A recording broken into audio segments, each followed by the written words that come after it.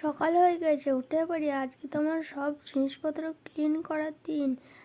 যাই তাড়াতাড়ি উঠে ঘরের সব জিনিসপত্র আর আমার ওই বাক্সটা ক্লিন করে দিই, নাহলে অনেকটা দেরি হয়ে যাবে। ওই তোমার বাক্সটা এখানটা রাখা আছে, কিন্তু বাক্সর চাবিটা কোথায় গেল? চাবি না হলে তো বাক্সটা খুলবে না।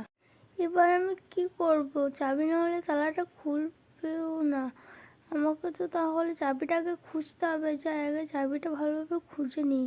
কিন্তু বাক্সের পাশটাও তো চাবিটা নেই। বাক্সটা নড়িয়েও দেখলাম, খাটের তলাতে দেখি, খাটের তলাতেও নেই। তাহলে গেল কোথায়? চারপাশটা ভালোভাবে খুঁজে দেখি, এই পাশটাতে না, এই পাশটাতেও তো নেই। আমার চাবিটাও আবার কোথাও উধাও হয়ে গেল। আমাকে ঘুরে ফিরে একটু দেখতে হবে। ল্যাম্পটার কাছে, ঘড়িটার কাছে, এখানেও তো নেই। যাই চারিপাশটা আর একবার ঘুরে দেখি ভালো করে। ফার্স্ট যাই চারিপাশটা আর একবার ভালোভাবে খুঁজে দেখি, নাহলে চাবি না হলে যে তালাটাও খুলবে না। ফার্স্ট যাবো ড্রয়িং রুমে, কিন্তু ড্রয়িং রুমে তো আমি খুব কমই যাই, আর সেখানে তো আমি চাবিও নিয়ে যাই না। তাও একবার ভালোভাবে খুঁজে দেখতে হবে। এই তো চলে এসেছি।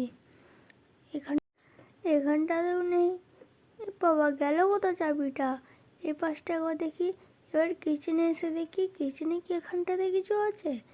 এখানটাতে তো কিছু দেখতে পাচ্ছি না। গেল কোথায় চাবিটা? একবার এই প্লেটটা একবার সরিয়ে দেখি, এটার নিচে কি কিছু আছে? সরছে না তো। হ্যাঁ, কিন্তু এখানে তো একটা চিঠি আছে, কিন্তু এটাতে কি লেখা আছে?